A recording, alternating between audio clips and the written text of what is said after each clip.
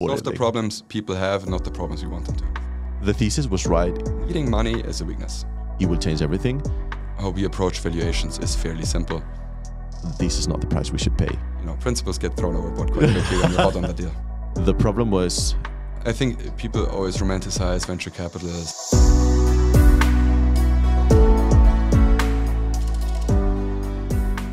Julian von Fischer, nice to have you here. Good to be here. Thanks a lot for having me. In this lovely day in Munich, sunny day.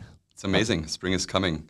The spring is coming, but we know it's a lie. It's not going to come. No, but I also want to go to get a bit more skiing days in, so I think we'll be fine. I need to learn to snowboard, by the way. Yeah? Yeah, I really want to, but I think I'm going to break a leg or something. Biggest upside of living in Munich, being so close to the mountains, so should make use of it. Indeed. Well, we're not here to talk about the mountains and ski, even though it would be quite interesting. We're here to talk about startups and VC and business and technology. So the first thing that I'm asking everyone is just to know a little bit more of the background of where you are, right? So can you just explain to everyone what you do, where, and how did you get there? Sure. So I'm a partner with a Munich-based venture capital boutique called 42Cap. We're a small team. Currently investing out of fund number 4, which is 110 million euros. We invest in seed, late seed, up to pre-series A rounds in B2B software companies. So we do not invest in any consumer companies, no hardware. Simple reason, we don't understand it as well. We're fairly agnostic in terms of verticals, industries, and business models, usually with a quite product-heavy and tech-heavy focus. So background of our fund is pretty entrepreneurial. Everybody has been on the founding side before. My partners Alex and Thomas previously built a company started in the late 90s, also in Munich, called eCircle. Was the first internet wave. eCircle was an email service provider, similar to what a MailChimp would be doing today. So sending out a lot of emails in a very short amount of time was big magic back then. Right now we can all thank them for a lot of spam and advertising emails. Raised a lot of money in the early 2000s, spent a lot of money as it was on vogue back then, turned the company profitable, and sold it in 2012 to Teradata, American software house, for $250 million US. Nice. They were at roughly 50 million in ARR at that time, so 5x revenue multiple seemed healthy. Nice. I think in 2021 it might have been a bit cheap. Right now we're getting back to that level. Moritz joined us a bit more than 3 years ago, built his company around the same time. Company is called Hybris. Hybris was one of the first e-commerce software players. So basically a legacy enterprise version of a Shopify. Have to remember back in the late 90s, it wasn't quite clear if people want to buy things online. Yeah. Turns out they do. And Hybris became the second unicorn in Europe, first SaaS unicorn. SaaS wasn't really a term back then. Got acquired by SAP in 2013 for 1.4 billion. Wow. He stayed on board, led the go-to-market practice, took over as CTO for a while, and scaled the business quite significantly to more than $1 billion in ARR. So since 2015, the last 7-8 years, we have done roughly 50 investments across Europe.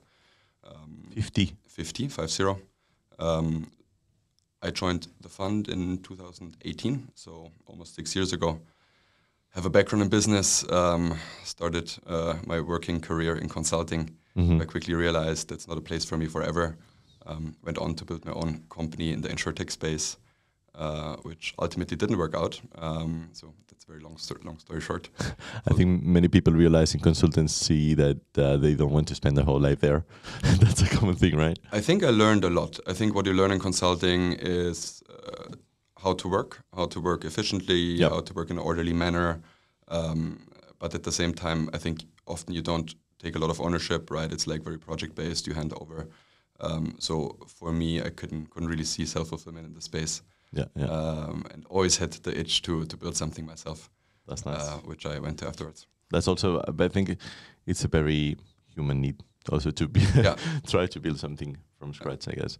Let me just have it bit closer? Yeah, sure. Can't cut this, but it's just because I see that the sign is really low. Yeah. So I prefer either to have you closer or to. Yeah. Very interesting.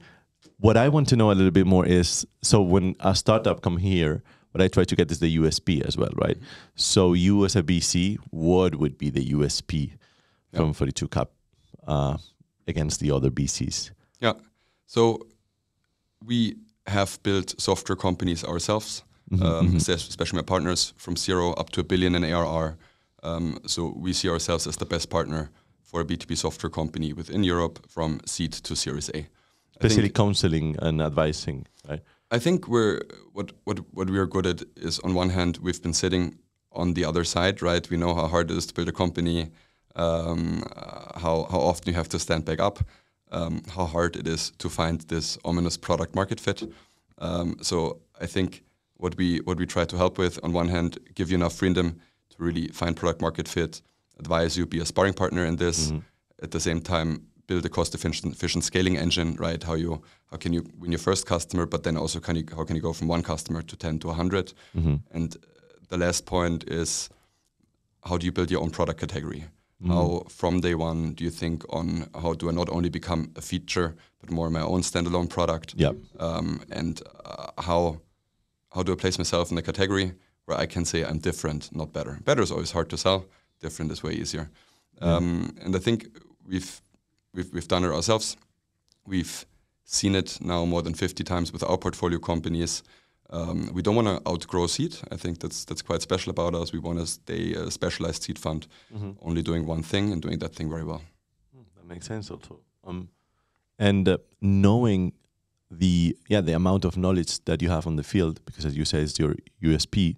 Do you internally organize, because with 50 companies, if you have to give counsel every single day or every single week to all of them, I think you have a pretty lean structure of employees. So how would you structure that USP to the startup in the sense of, look, I'm giving you 10 hours per year or 10 hours per week? How do you phrase it? And how do you execute it?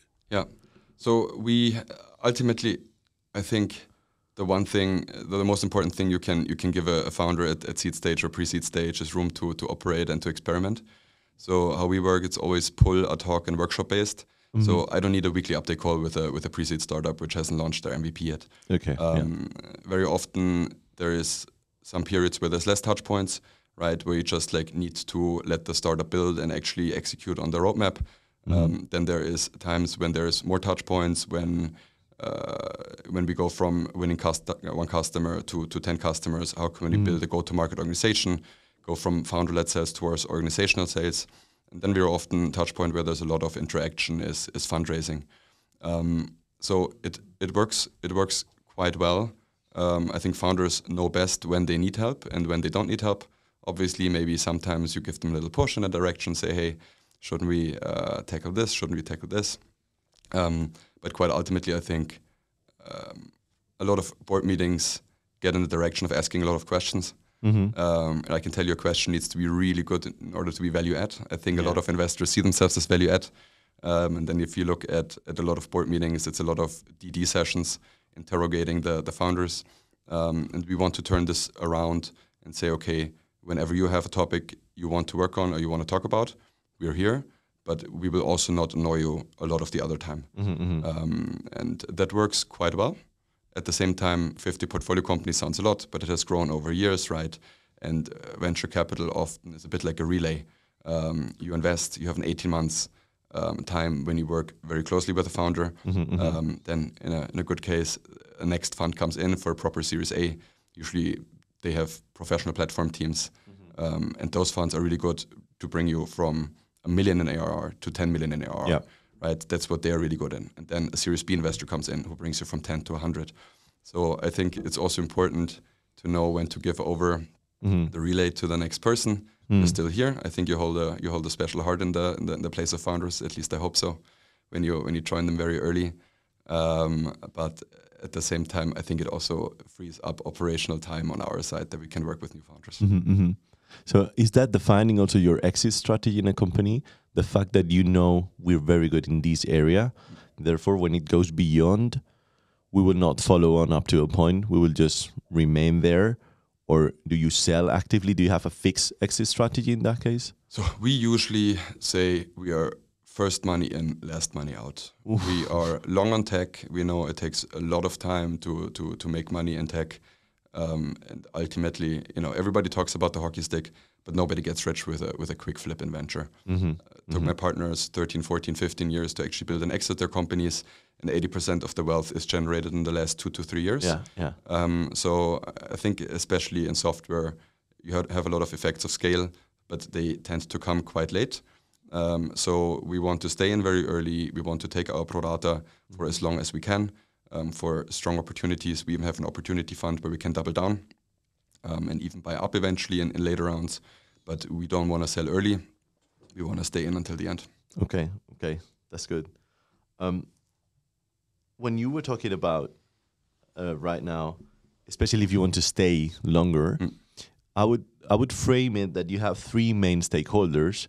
Those would be later stage VCs that you need to provide good quality companies, the founders of the companies, of the startups that you backed, and then your LPs. Yeah. Would you say, is this correct? And who would you prioritize, if any?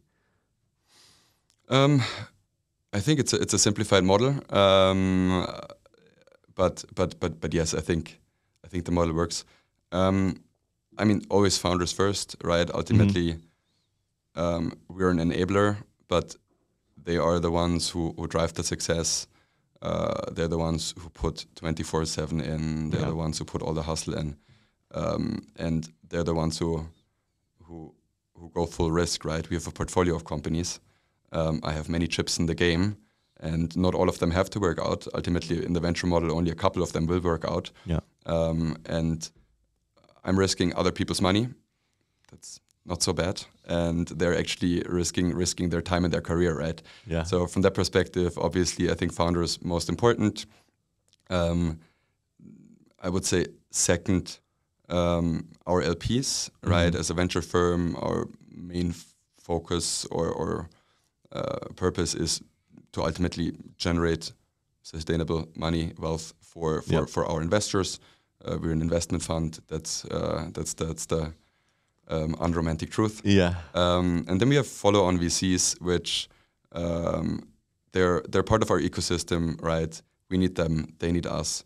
We're feeder funds for them. We have pre-selected from the thousands of great founders with great ideas, with a lot of motivation. We've picked a few. We've given them some money so they can build great products. And ultimately, follow-on funding is necessary in the venture world, right? Yep. You chose to go that way, and in most of the cases, taking one investment round means you go that route for a longer time. We need them; they need us. It's a good cooperation. It works. Yeah. Okay, makes sense. And is it? I don't know if it's public information or no. So you just please tell me. Who are your LPs? Where do you get them from? Yeah. So our anchor investor is the European Investment Fund. So it's public money, or more precise, neutral money. I believe they're the largest LP within Europe. In the US, you have a lot of money coming from the endowment funds and pensions. That hasn't happened so much in Europe yet. So the EIF stepped in to support a lot of those programs. We have the KfW, German Development Bank, across many of our different funds. And then the rest is pretty general setup. It's fund of funds, family offices. What tends to work quite well for us is family office, where the principal is still the person who made the money, still the decision maker. Very often entrepreneurs, which like a good entrepreneurial story, how we approach the market and how we invest in. And then obviously network, former entrepreneurs, other people who we believe can be value add. So pretty standard fund setup. Nice. And then with that setup of LPs, would you say, is it all about financial returns, or do you think there's something else, some extra value added rather than the financial returns? It's a good question. I think there's a lot of talk about sustainability. Yep. I think what people often focus on is impact, environmental impact. In the end, I think what we currently, what was always our main focus, is building sustainable businesses. We always said we want companies to build a growth-efficient scaling engine. The words growth efficient have often been cancelled out in some recent years, right? A lot of money has been deployed in a very dumb way. Yeah. So from that perspective, building sustainable businesses, which in the end can also generate profits, stand on their own, and make money for the fund, right? It is the foremost focus. We're not an impact fund. At the same time, other topics also become more important, and we see it also from the requests from our LPs. There's more data which they want us to report on, or our portfolio companies, beyond just financial reportings, right?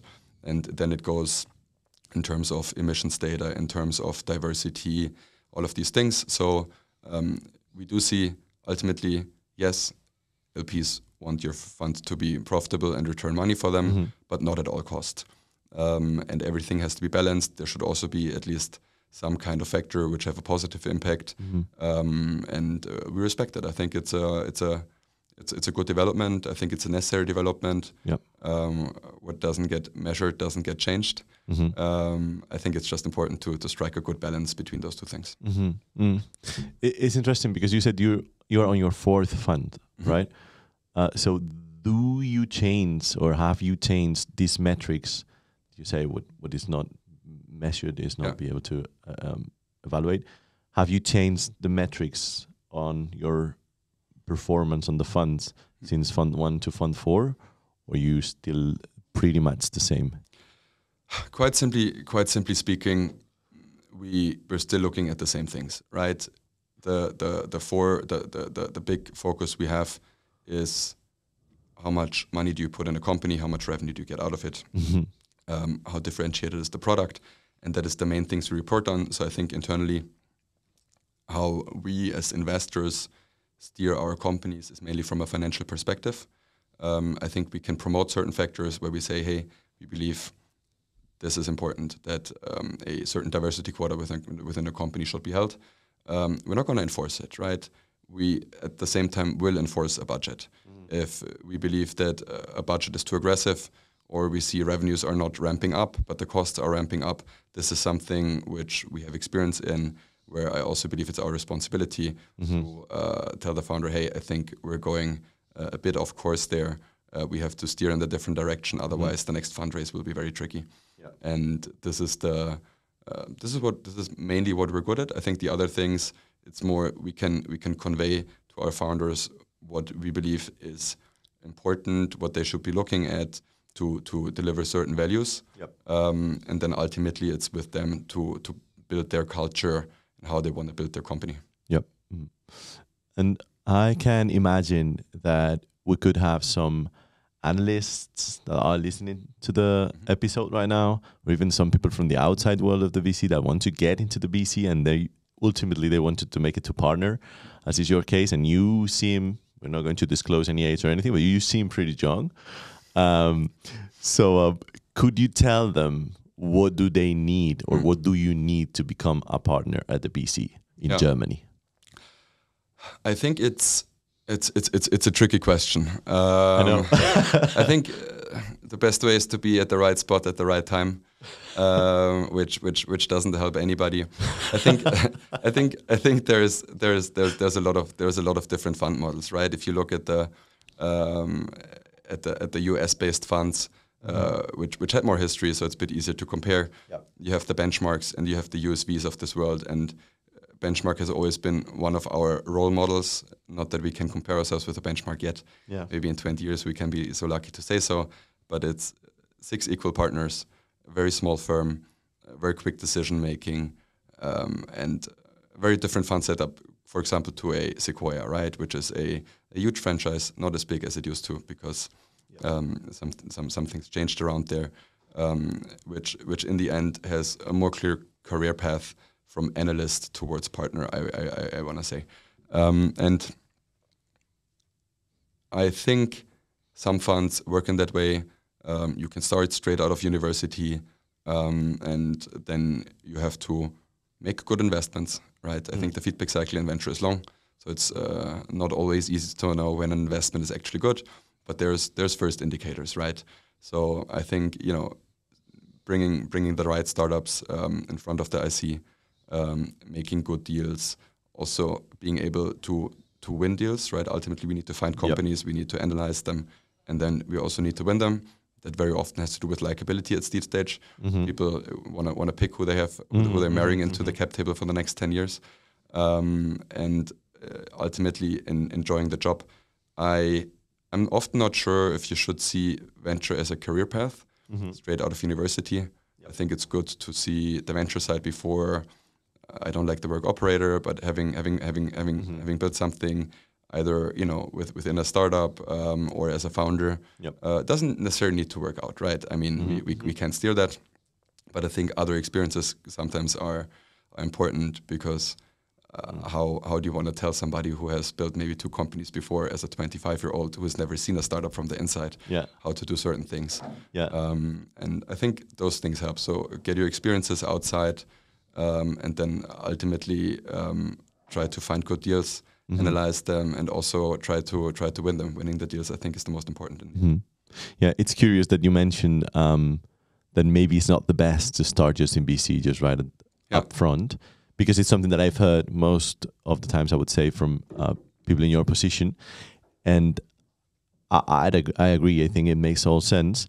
But then when I look a bit deeply to the BCs established, at least in Europe, you normally tend to see that actually people who start in the VC, they start super early in general. So if you take like 100% of it, probably 70% of them, source of the data, none, but 70% of them, they would start at the beginning of their career in BC, which is weird, because when you take the subset of the partners of the BCs, they normally didn't start in BC. At least, the example of 42 Cap is pretty common. Like, we did a huge startup, we rocket, and then we got some funds, we were able to build our thing, and now we want to back someone else. That's a pretty common story, which that means by default you didn't start in BC. You started somewhere else. So anyway, it's a curious point. You mentioned also something that is try to get the best deals and try to close them. And then the question is, like, from my side, I have to ask this question, that is, how do you get to the best deals from your side? I think pre-seed or seed investing is, we're in a very lucky position, right? Ultimately, I spend all day with very passionate founders. I would say almost all of them very smart. And a lot of them have a very deep expertise in the field. And I'm allowed to sit on the other end, and I'm allowed to ask dumb questions. Over time, I think the amount of dumb questions should get less, but I get a lot of private teaching on interesting topics. And then I think we see a lot of companies. And some of the things you see all of a sudden stick out. Maybe it's a founder, maybe it's an idea. It can be that you have seen certain topics around a certain vertical, maybe 5, 6, 7, 8 companies, and then you see this one which is like, he's doing something different, something that sticks, or there is a big why now, right? Something has happened externally, and something that hasn't been possible for 10, 15 years now all of a sudden is possible, and the founding team behind it has for some reason been one of the earliest to detect it, or has an expertise in it. So I think in pre-seed or seed investing, once there is no revenues, so no product market fit, more often it's a gut feeling and seeing a lot of products. We're very product centric. Ultimately, we believe if you have a great product, sales at some point gets very easy. And sales will never get easier over time if your product isn't differentiated or isn't hard, isn't good. So we believe very strongly in building from day one a differentiated product with a strong moat, and then the rest comes. So interesting for us, we invest quite early.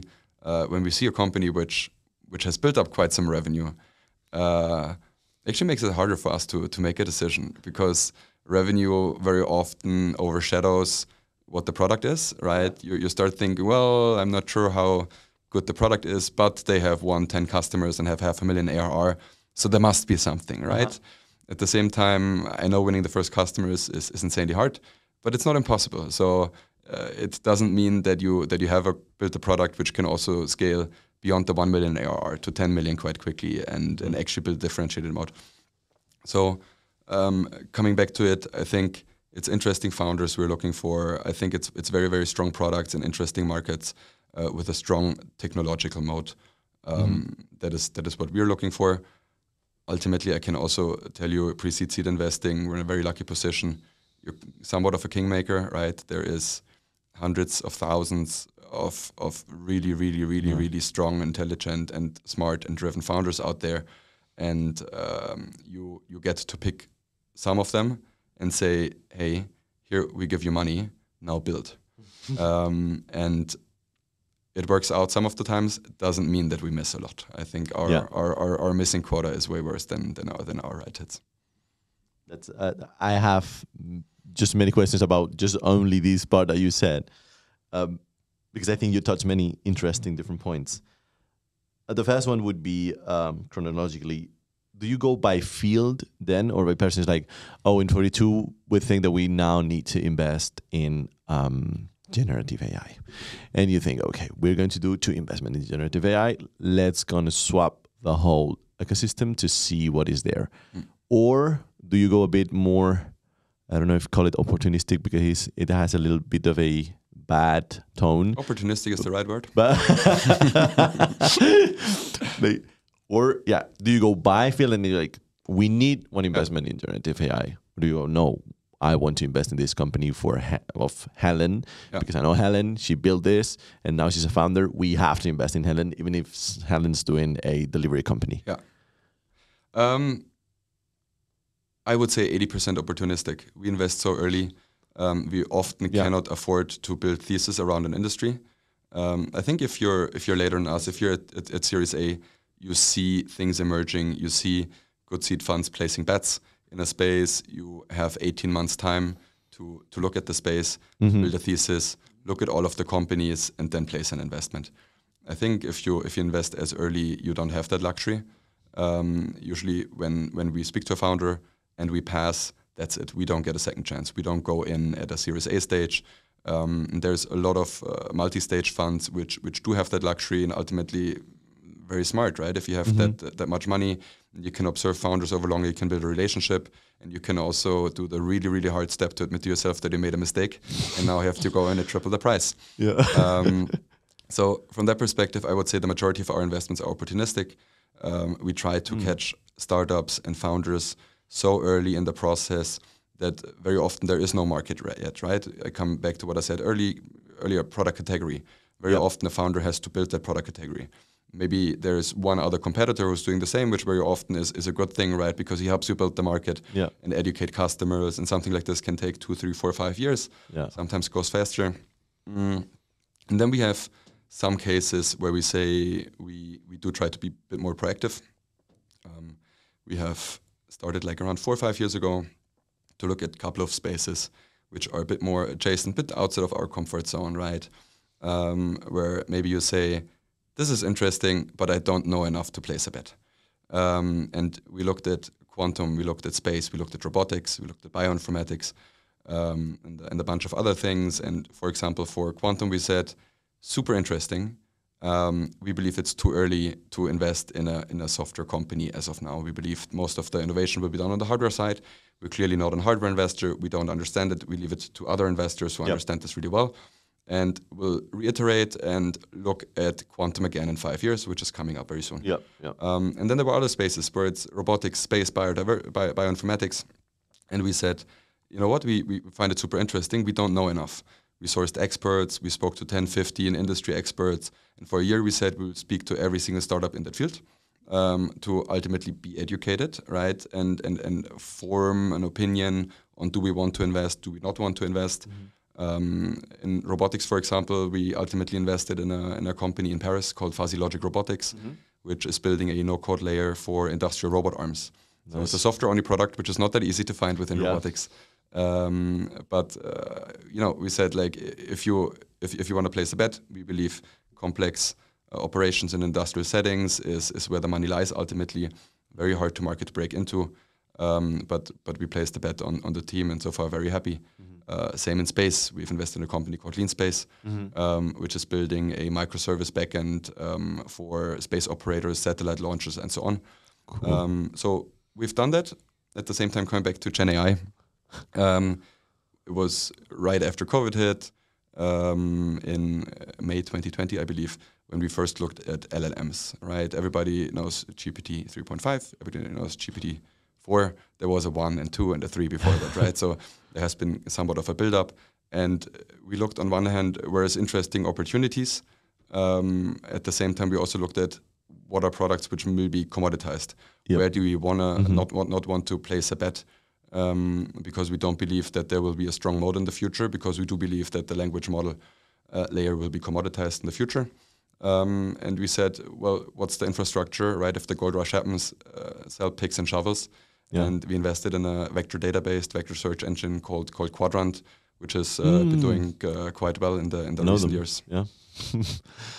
Okay, that's good. Then that was reminding me of the talk I had weeks ago with Barbud Namini from HB Capital, and he had these theses that said, look, either you're a very good networker or either you're very specialized in one field.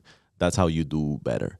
So in your case, saying we have the expertise of growing the companies, we do deals opportunistically, you have to be a great networker. Is that your case? Would you agree with this thesis, or do you have a different approach?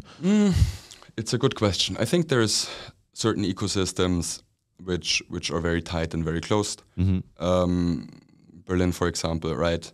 There's a lot of deals in Berlin. I believe you can be as specialized as you want.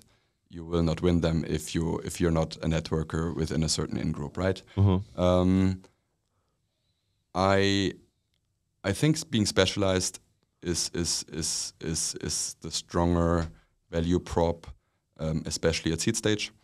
Not every founder will agree or will pick you because of that. But ultimately, I think knowing how to do one thing really, really well, for us, it's B2B software from seed to Series A, and the entrepreneurial experience behind it is often stronger in the early days than being in the right circles of people or knowing more people, right? We also know people, but it's but I think in the end we can also like help very specifically with certain things.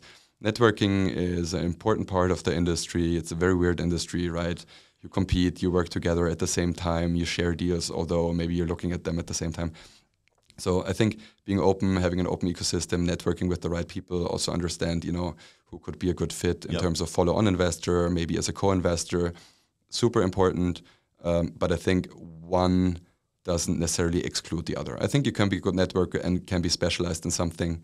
But you don't need to be both in order to be successful in the industry. Ultimately, as an investor, you can also be lucky, right? Yeah, luck is a very big part of it, and we're not doing the work. So we're just investing and then watching.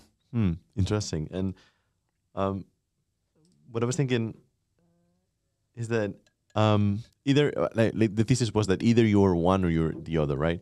But I don't want to get too deep into this, because then we could be talking for many hours about this, and I just wanted to go back to your previous statement where you were talking about that sometimes you feel a little bit uncomfortable, but when a company has some kind of revenues, because and I think that there is a very special spot, and it's when a company has no revenues, you could ask, let's say, for whatever valuation you want, because you cannot apply any multiples to it, right?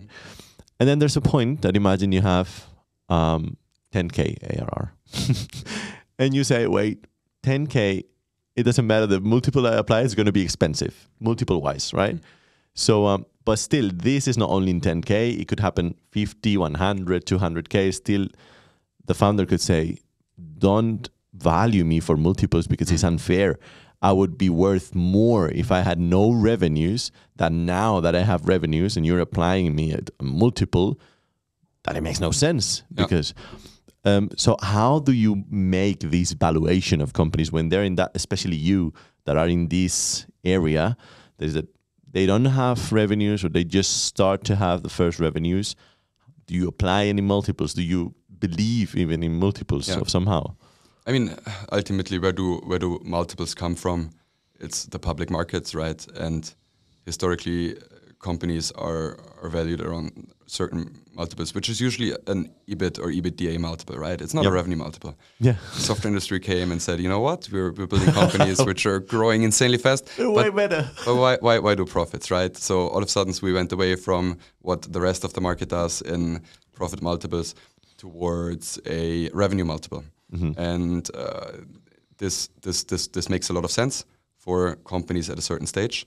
It really doesn't make sense at companies at another stage. And I think putting a revenue multiple in a company below $1 million in ARR doesn't make any sense, right? It doesn't say anything. At the same time, when we talk about revenue multiples, it should be growth adjusted multiple.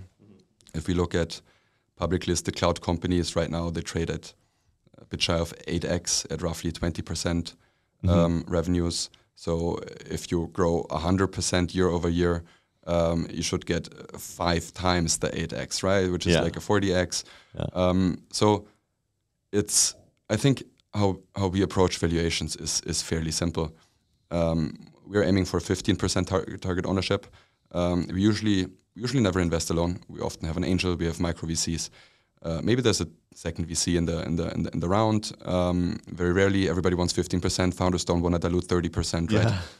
So there's this term which I guess hasn't been around in the late 90s: founder-friendly dilution.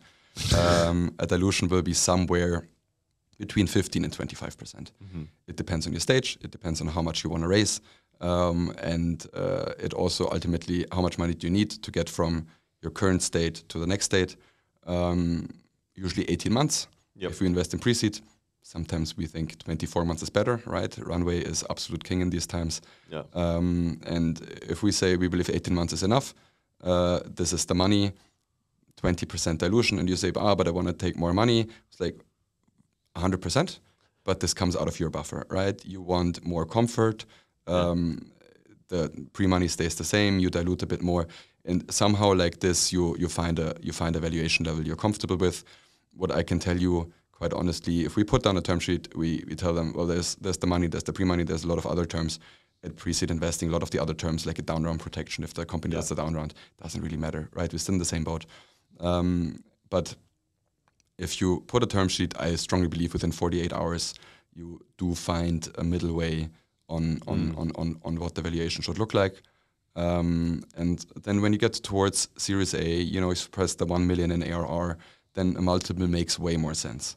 What I can tell you is multiple makes a lot of sense, and Series A, Series B investors will put them out until FOMO comes.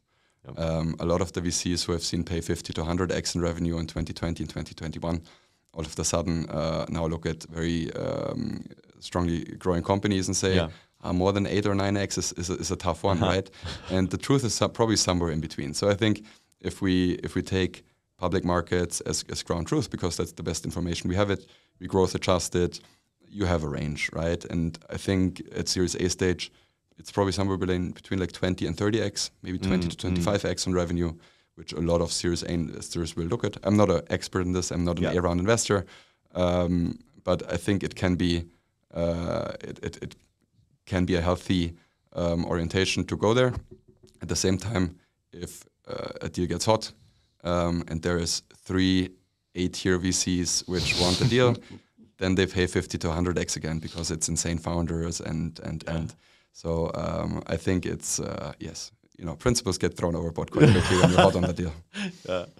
No, I just bring this up because I had a talk with a friend of mine who is the CEO of a company that they are around 400K now ARR, and they talk with a VC and they throw like a 4 million pre-money valuation, and he was like, "But man, I was valued at 6 million 2 years ago and we had nothing.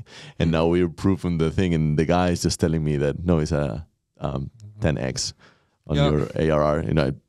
Fuck 10x. I don't, why? I think in all honesty, I think most of the venture markets have professionalized to a level that there is a standard set of terms. Usually no VC does double dipping anymore, right? And then all of a sudden, a crash happens or something happens, right? And then it's Wild West again for a couple of months. Usually within Germany or Paris or France or the UK and the developed venture markets, we don't see this. If we look more into the CEE, we still see a lot of bad actors like angels who will take 50% at a 1 million valuation very early on. You know, and that just breaks the cap table. It's an unfundable company. You would have to restructure later on. So I think all agrees in established market have agreed that there needs to be some kind of an equity story. That's also why we strongly believe taking a too high valuation at your pre-seed or seed level is the most unhealthy thing you can do. Ultimately, raising money, it's a loan, it's debt on your cap table. And you need to pay back that money eventually, right? And I think a lot of founders learned in the last couple of years what the other 150 pages in the shareholder agreement mean, what a liquidation stack is, and so on, right? And I think a lot of these things are important. And when a lot of pre-seed founders 3 years ago said, well, we need to raise 3, 4, 5 million on a 12 to 15 million pre-money because we have a really, really strong idea, and you end up with a 20 million post-money valuation, and you do not get to that 1 to 2 million in ARR with that money. Ultimately, you're an unfundable company. You do a down round, and now all of the other clauses trigger, and you're not this great success case anymore, right? You're not building an equity story over time. Might have been wiser to take less money, be a bit more scrappy with what you build. Don't up your burn rate to an extent. And what we see with companies after 18 months, if they've raised 1.5 million or 3 million, they get to the same point. Enterprises don't buy your software quicker just because you raised more money. And then in the end, you're at 500,000 ARR. And one company has a monthly burn of 80,000, the other one has a monthly burn of 180,000, right? So which company do you want to fund going forward? And once you've built up a team and you think, where could I get more efficient and maybe cut? It's really hard, right? You think, I need everybody. And you grow close to your team, which I fully understand. So, taking less money, I think ultimately is a burden. Needing money is a weakness, right? Ultimately, you wanna raise to get profitable. Every other round you need to take in. The bigger the round, the worse it is for you. A lot of founders forget that. Yeah. Good. Very interesting point of view, actually, there. And so we've been discussing a little bit about valuation, but beyond that, there's something that you normally need to see in a company, right, to get your attention. So you mentioned also the FOMO aspect. It's like, but there's this top 3 VCs there. I want to get in. But there's also something else that sometimes is difficult to communicate to the rest of the people. So it's like, what do you need in your case from a startup to get the wow effect? What do you need from them? Yeah, I think it's interesting. Doug Leone called it black magic, which is interesting. I haven't met so many magicians. Jokes aside, I think it's sometimes if a founder presents you with a problem you didn't really see as big of a problem, and some founders have this way of presenting something to you in a very simple way and a story that really sticks with you. We invested in a company based out of Copenhagen called GoAutonomous, and they are building what they call autonomous commerce. So they are automating B2B commerce between 2 companies. What they said, there has been a push of e-commerce into business and towards B2B, and it's huge projects. It costs millions, and if you look at the numbers, revenues on average within B2B e-commerce is maybe up to 5% of total revenue. It's nothing. And now you could go ahead and invest more millions and wait over time to maybe bring it up to 15 or 20 or 25%. Or you look at where does business come from today, and 70% is email, right? So what they're doing is they take all these emails, they annotate them, they automatically process them, put the orders in the ERP, send them out. They can automate like roughly 40-50%, right? And it's not because of tech that they can't do the rest. It's because buyers put in the wrong product number. They put in an old price, right? It's a lot of things where you manually need to say, okay, but on top of them, they build a workflow tool, bringing down the average process time from 35 minutes to 30 seconds.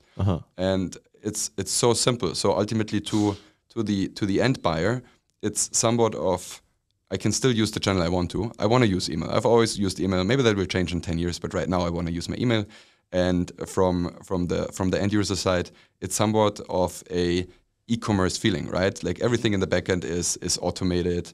It is if I have an e-commerce front like backend, but the front end is still whatever the customer wants. And I think, putting that story so simply and saying, well, 70% plus is still email. Yeah. Why would we try to reduce that and not just like solve the problem as it's there? And something like this really resonates with you. And it's not that they have reinvented the wheel in terms of tech. The tech is really good. It's really, really strong founders, but they have found a problem and they have built a solution for it. And sometimes you see things like this and say, okay, wow, this I believe can get really big. And it's product building, product management. Then you have product marketing, right? How do you position my product in order to generate the demand and then ultimately sell it? And if you have a founder who does the product marketing piece insanely well and gives you a really easy story which resonates with the customers, then you can also sell it. I think it all plays hand in hand. Maybe only an anecdote, but it's things like this you sometimes watch out for when you work with early founders and when you try to find a diamond in the rough. How important it's many times to get the right data to be able to say, hey, it's email. It's email. Don't get too crazy. It's about email. So we optimize that. Get the right data and to pay attention to it. I think it's also super important. So what I got from you is that you need the storytelling and the problem to solve. Yeah. Is there anything else that you would say, I need this in a team or in a startup to be able to found it? Or the storytelling is always super powerful, right? And encompass a little bit of everything. Because if you have a great storytelling, it would be probably a bit emotional. It would be related to your personal life and your professional life before. So I guess it encompasses everything. But would you dare to go a little bit further and say, I need this and this and that? Yeah. I think I mentioned before, we invest quite early. We usually invest post-product. So we want to see some kind of MVP. And then usually the strongest thing you can have is have other people tell your story. Right? It doesn't need to be 10 customers, but if it's like one pilot user who says, I've looked at the market, I've tried everything, nothing worked, but this one solution, that's it. And I think it will solve not only my problem, but the problem of everybody else in the market. And when that's not there, we try to bring in experts, which are usually ICP ourselves, right? And I think getting somebody who understands the technology, yes, it's important. Understanding somebody who, having somebody who understands the market and so on is important. But ultimately, if you put a founder in front of a potential buyer and the buyer comes out and says, I want this, you can't get a lot more in early traction. That's usually what we try to do. If there's not that much data there, if there's maybe not that much revenue there, right? Paying customers are always the best time. Then we put the founder in front of a potential buyer. We don't pitch that. That gets so much lost in between, right? Yeah. The founder and the buyer know so much more about the space. Why would I pitch it? So let the founder pitch it, and afterwards the buyer says, holy moly, that's exactly what I was looking for. I'm going to buy this. I'm going to push this very, very, very, very hard in my organization.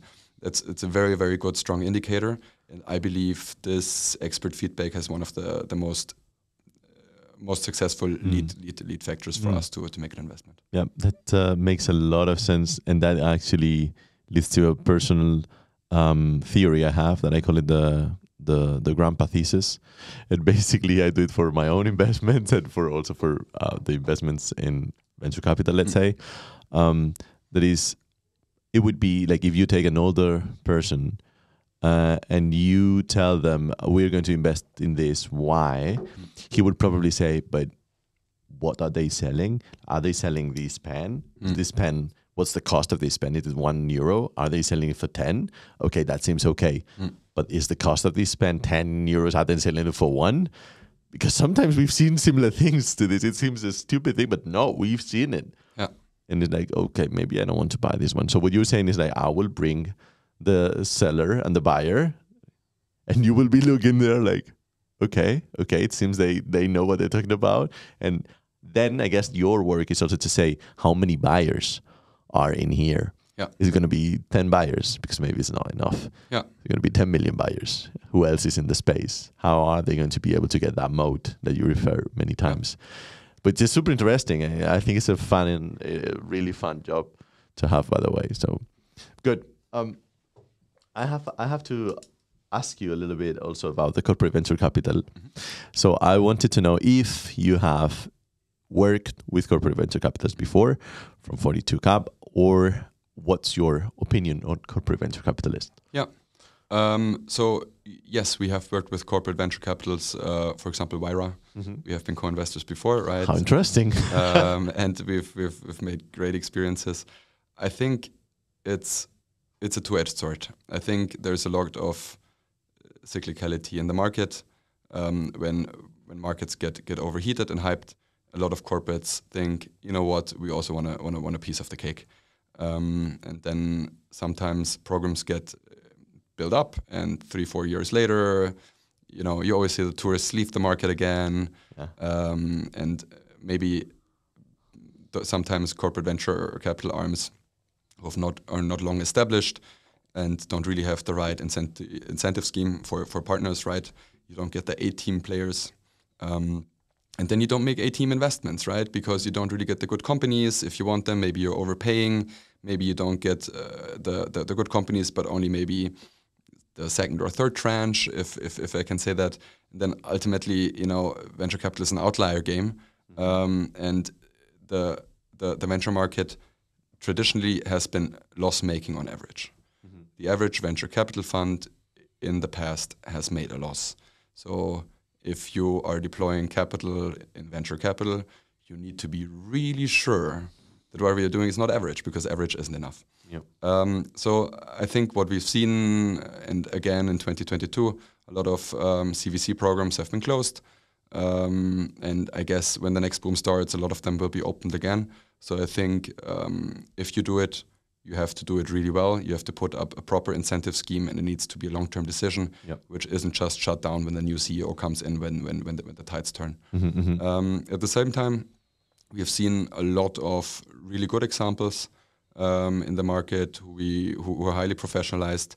Very often we see it when the strategic focus is there, right? Like, I mean, take all the advantages you have of having a large enterprise in the background, getting experts in, maybe push the portfolio companies to get contracts. So make use of this, but ultimately make decisions and investment which you think will also earn money for the fund. Because I think it's really hard to balance. I will only do strategic investments, which my corporate wants, but I don't believe in the startups besides that. And sometimes I believe that happens, where it doesn't always end well. And ultimately that doesn't work out. Also, I believe it's an interesting spot for CVCs to invest in startups if you have a strategic focus, because a startup ultimately has an interest not to get a strategic investor in too early. It can close certain doors. It might close doors for a potential competitor of that CVC who would become a customer, maybe for an exit scenario and so on. So I'm not saying don't do it, but do it at the right time, at the right dose. And I don't think that at seed stage, you always want a CVC with a 25-30% ownership in your cap table, right? Founding a company is hard enough. Selling a company is, for a lot of money, is even harder. So you don't want to close doors in year 2, which you might need open in year 7 or 8. That's super interesting.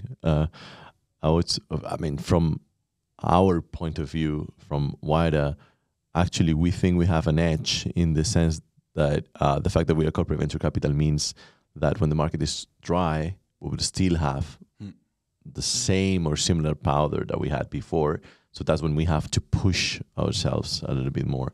That's why we actually push our investments a lot in 2020, for example, when the market was super scared. We were like, guys, it's our turn to say, look, we've been doing this for the last 11 years. We have to prove that corporate VCs have some edge. And you have been around for a while, right? Yep. I think when, as I said, if when the market goes south and stakeholders still stick around, you know that they're for real. And I think it's the tough times which ultimately, right, if you get through it, then the program in the long term can also be successful. I think with only like bits and pieces, and we tried when the market is hyped, there's no chance to make money, right? Nobody makes money in a hype market. So when there's blood in the streets, you want to invest, and you need to be around for the bad times as well if you want to do that. Yeah, but I agree, by the way, with the fact that it's sometimes very dependent, and I'm not talking about mine now, I'm talking in general about CVCs, of the C-level. So if you're not aligned with the C-level, you're doomed in the medium term. Not even in the long term, you're doomed in the medium term. Because sometimes corporates have this problem of we need short-term results. It's an inherent problem, right? There's new leadership, new management, and they need to change something. That's why often they were brought in, right? We need to do things differently. So all the things that maybe the former CEO put in place, they need to go because I need to change whatever he did. So very often it's, you know, like you try to see where can I save money to put through my initiatives, which I want as new management. Then you say, you know what, that was my predecessor. I'm not going to get the glory for it if it works out. So might as well save the money and put it into my own ideas. Yeah, that's a very, I would love to discuss about this because it's a topic that interests me a lot. But I'm going to stop here about the corporate venture capital because I want to know more about you, of course, and about the 42 Cup. And I have one question that I try to do to everyone else, unless I forget. And the question is, what company, what startup would you found or would you build now? If you have to build one, which one would you do? Wow, it's a really, really hard question. I to take a step back, I went into venture capital to say, you know what, I take a 2-3 year pause from being a founder. My founding didn't work out, right? We pulled the plug. We learned a lot of things. We did a lot of dumb things. Ultimately, I think it was a hard but good decision to pull the plug. But I said, I want to be in VC to see a lot of things and then know what I want to found here. I don't want to get comfortable. Now, 6 years later, I'm still here. I'm quite comfortable. And at some point, you learn to suppress the urge to build your own company. I think it's super interesting times. You mentioned Gen AI before. Compared to 10, 15, 20 years ago, a lot of things in product development have become insanely easy. And when things become easy, you make mistakes, right? You build too fast without thinking about things. And it's I think also a trap, right? It can be a huge booster, but I think be very clear what you want to build. Maybe you've worked in an industry for 5, 6, 7, 8 years. You see a problem which you have this X, like why has nobody solved this? And now you see a technology is like, I want to solve this problem, right? Don't build a product only for the having the tech at play. That hasn't worked out for a lot of blockchain applications. It won't work out for a lot of AI applications. Technology is not a self-serving purpose, but we use technology in order to build something. So I think we do see a platform shift right now. AI might be what the cloud was 10 years ago. But that doesn't mean that there were a lot of cloud startups 10 years ago, which ultimately didn't really serve a purpose, right? Look at the dot-com bubble. Not everything that's on the internet is a business. Not everything that uses AI is a business, especially not a sustainable one. So we've seen a lot of things where in the past 5, 6 years, we thought, this is really hard. Right now, we cannot solve this problem. And then all of a sudden, last year, within 6 months, I saw 7, 8 companies which have solved it at a very, very early stage. First you think, wow, that's amazing. And then you look deeper and it's like, well, have they solved it or has OpenAI solved it, right?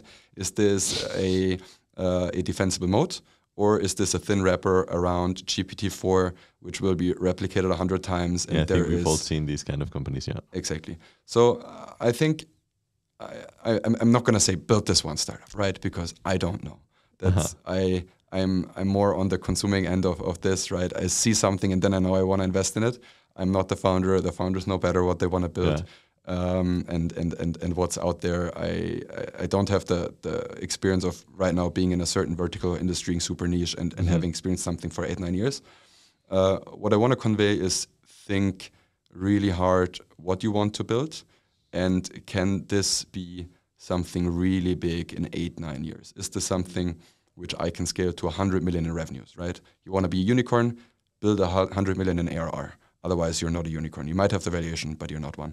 Yeah. And think about how can I take technology and build a solution where maybe it's the enabler, but it's not the self-serving purpose, and another person's technology will never be your defensive mode. And I think we've seen that a lot in the last 12 months. I think there's now a shift where it's more, how can I change workflows? How can I solve problems using this technology, which wasn't able before, but I still have a mode and integrations and so somewhere else, which isn't just built within a week or two. By the way, I just realized that we are almost, not yet, but almost an hour, and I didn't realize that went so fast. Like for me, it's like 10 minutes. We're just starting, and it's like, wow, okay. It's a good chat. Yeah. So I want to end the conversation with a little more like a thought of the future, right? The thinking of the future, and what your views are. You talked a little bit about how it's changing, right? And you mentioned something that I always think is interesting, that is the internet bubble, right? So the internet bubble went up in 2019, I mean, late 90s and 2008 births. But if I put myself on their shoes, I would be like, man, internet is going to change everything. That, by the way, spoiler alert, 24 years later, it did. It actually did. The problem is that the valuations were too high. You cannot be paying, I don't know, it was multiples of 60 or 70, I think IBM and Microsoft were like. So the problem is the thesis was right in terms of it will change everything. The problem was this is not the price we should pay. Just let it build for a minute. Do you think it's the same? Also, you mentioned AI now, it's changing a little bit. Is it the same thing with AI? Because I've been hearing for AI myself for the last, I don't know, 15 years, easy. Suddenly we have this bubble, probably because OpenAI and things like that, and so it's more accessible to everyone. But AI has been there, not forever, but for a long time. So when you look at these huge, massive changes that happened in the last 25 years, and everything, would you dare to do a forecast on the next 15, 20 years? How do you envision the world? I think the difference, what happened is AI has been around forever, right? I think in the 60s, there were the first use cases. What has happened in the last years is AI got productized and consumerized. It's easy to consume for everybody, and it's tangible use cases, right? They built a chatbot out of it because people understand it. I ask a question, I get an answer. There's an immediate wow factor. And I think that also made it way easier for maybe non-technical people, or maybe not cutting-edge technology people to build things. And that was still hard, I would say, in 2016, 2017, where the frontier of AI was taught at Stanford, right? And then maybe it took a couple of years later, but now fast forward to 2019, all of a sudden 2020, amazing AI and ML engineers came out of the TU in Munich, right? So I think there's a bit of a lag, but it got shorter and shorter, and now we're at this point where somebody came along and said, I'm going to package this technology, I consumerize it, and I give it to the masses. And I think that's what has happened right now. Changes will come even faster in the next 10 years. I do believe that what's happening right now is a major shift, and I'm not saying anything new, right? Everybody understands this. I think there is hundreds and thousands of companies which won't make it. I think there is a dumb amount of money being poured at so many companies just because the concept is new. There's a paradigm shift. But at the same time, I think there will be a couple of winners, same as in the dot-com bubble, right? The Amazons of this world, the Googles of this world, which will build the core infrastructure of AI for the next 20 years. And are they already around? Maybe. Will they be built this year or latest next year? Probably, right? So I think it's a super exciting time to be a founder. Chances are most won't make it up to that point because that's just what the game is. But I still believe that that a lot of the core infrastructure for the next 10 to 20 years within artificial intelligence will be built in the next 1 to 2 years. And is there anything else beyond AI that you see? Look, these human brain interfaces, like I don't know, I'm just making up, but any other trend that you've seen that is like, wow, this looks like the next AI? Yeah. I think people always romanticize venture capitalists, like we always think like 30, 40, 50 years ago. Example, Industry 4.0, right? The other day VC told me the new paradigm is Industry 5.0. And I say, man, we're at the point where we're still digitizing like manual checklists on the industrial floor. Like step a foot into a factory and please tell me about Industry 5.0. Yeah. I think we haven't digested a lot of the things, the new eras of technology VCs have called out in the last 10 to 15 years, right? We're still there's so many unsolved things where we thought this will be solved in the next years, and turns out it hasn't been because problems are hard. So yes, we now see the Apple vision. Everybody envisions what the future will look like, and we'll all be running around like this, and we'll live in VR, AR. Basically next year, right? That's a bit like how venture capital always tries to portray it. Mm-hmm. I think that's good, right? You need to push forward, but at the same time, there are so many problems which got out of focus because they're not so cool anymore. It's not the new fancy shiny toy. Let's solve all of these things, right? Let's do the first step before we start running. I love this answer because it's super anti-hype, like no, and it goes super in line with what you said of put the buyer, put the seller, make them talk, solve the problem. Yeah. Today, don't go for solve the problems people have, not the problems you want them to have. I think that's the perfect quote for the end. Here we go. Thanks a lot, Julian, for the interview. It was Thanks great a lot for having me. Thanks a lot. Bye-bye.